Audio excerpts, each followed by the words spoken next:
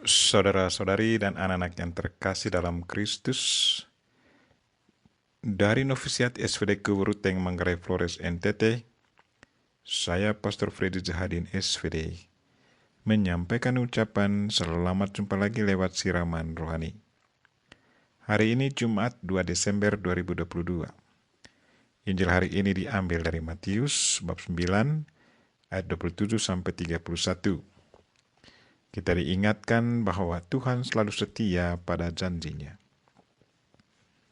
Marilah kita berdoa memohon penerangan Roh Kudus. Dalam nama Bapa dan Putra dan Roh Kudus. Amin. Tuhan dan Allah kami, puji dan syukur kami haturkan kepadamu karena Engkau selalu berpegang teguh pada janjimu. Kami mohon, kuatkanlah iman kami dan semoga kami selalu setia dan siap sedia menyambut kedatanganmu. Tuhan, utuslah Roh Kudus-Mu, terangilah pikiran dan hati kami, agar sabdamu yang akan kami dengar dapat kami pahami dengan baik. Dan isi pesan-Mu dapat kami hayati dan amalkan dalam hidup harian kami. Doa ini kami sampaikan dengan perantaran Kristus Tuhan kami. Amin. Tuhan bersamamu dan bersama roh-Mu. Inilah Injil Yesus Kristus menurut Matius. Dimuliakanlah Tuhan. Sekali peristiwa ada dua orang buta mengikuti Yesus sambil berseru-seru, "Kasihanilah kami, hai anak Daud." Setelah Yesus masuk ke dalam sebuah rumah, datanglah kedua orang buta itu kepadanya. Yesus berkata kepada mereka, "Percayakah kalian bahwa aku dapat melakukannya?" Mereka menjawab, "Ya Tuhan, kami percaya." Lalu Yesus menjamah mata mereka sambil berkata, "Terjadilah padamu menurut imanmu." Maka meleklah mata mereka. Lalu dengan tegas Yesus berpesan kepada mereka, "Jagalah, jangan seorang pun mengetahui hal ini." Tetapi mereka keluar dan memasyurkan Yesus ke seluruh daerah itu. Demikianlah sabda Tuhan. Terpujilah Kristus. Saudara-saudari dan anak-anak yang terkasih dalam Kristus, tema renungan kita hari ini ialah Tuhan selalu setia pada janjinya. Dalam masa penantian ini kita umat Kristen zaman sekarang melakukan dua hal penting. Yang pertama, kita kembali mengingat apa yang dinantikan oleh umat perjanjian lama akan kedatangan Mesias, Putra Allah yang dijanjikan Allah sendiri dan selalu diwartakan oleh para nabi. Yang kedua, kita menyiapkan diri untuk menanti kedatangan Kristus untuk kedua kalinya. Nabi Yesaya dalam bacaan pertama hari ini mewartakan kabar gembira kepada bangsa Israel yang berada di tempat pembuangan. Katanya, "Saudara-saudari, beginilah firman Tuhan. Tidak lama lagi Libanon akan berubah menjadi kebun buah-buahan, kebun subur, selebat hutan. Pada waktu itu orang tuli akan mendengar sabda sebuah kitab, dan orang buta akan melihat. Orang miskin di antara manusia akan bersukaria di dalam Yang Maha Kudus." Nabi Yesaya mau membangkitkan semangat iman dan harapan kuat dalam diri bangsa Israel di tempat pembuangan, bahwa mereka akan alami kebebasan dan banyak hal yang menarik akan terjadi ke atas mereka. Mereka harus tetap sabar, setia, dan berpegang teguh pada iman akan Tuhan. Janji Tuhan akan terwujud dan hal itu akan terjadi. Mesias, pembawa perdamaian dan sukacita, akan datang. Itulah yang dinantikan umat Israel pada waktu itu.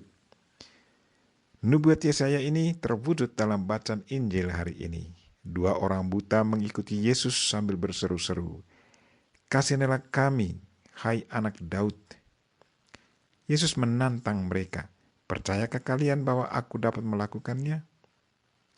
Mereka menjawab, "Ya Tuhan, kami percaya." Maka terbukalah mata mereka.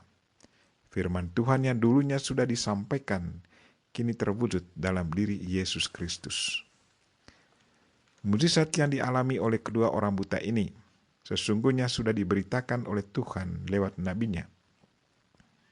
Apa yang dikatakan para nabi sebenarnya bukan pendapat nabi itu sendiri, tetapi sesungguhnya Tuhan sendiri yang berkata-kata lewat para nabi. Tuhan memanfaatkan mulut para nabi dan perkataan yang keluar dari mulut para nabi adalah benar.